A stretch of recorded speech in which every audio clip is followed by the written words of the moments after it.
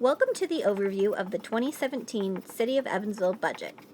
The city budget is approximately $350 million, $150 million for the Evansville Water and Sewer Utility, and $200 million for all other government services. There are a few main revenue sources for the city.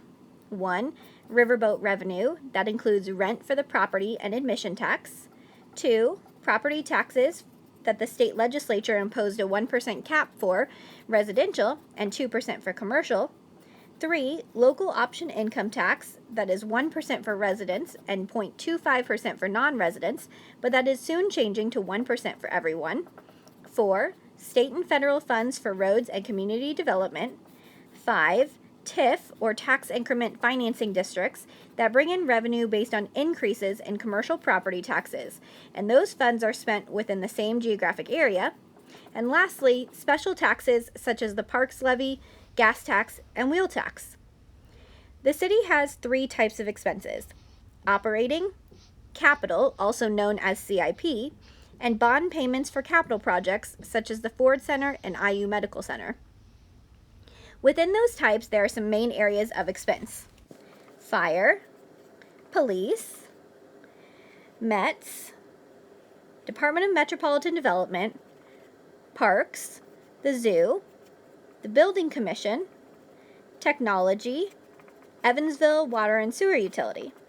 A total of 1,213 people work to deliver city services. Other than personnel expenses, payroll taxes and health benefits are one of the city's largest expense.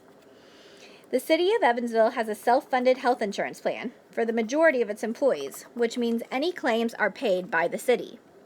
Key proposed capital expenses for 2017 include new police cars, a continuation of the quartermaster system for the fire department, upgrades to the central dispatch communication system, blight elimination, trash and debris removal, street resurfacing and drainage projects, water system upgrades and combined sewer integrated overflow projects, expansion of the Greenway, purchase of 1 new transit bus and 1 new mobility bus, and design and engineering for a penguin exhibit at the zoo.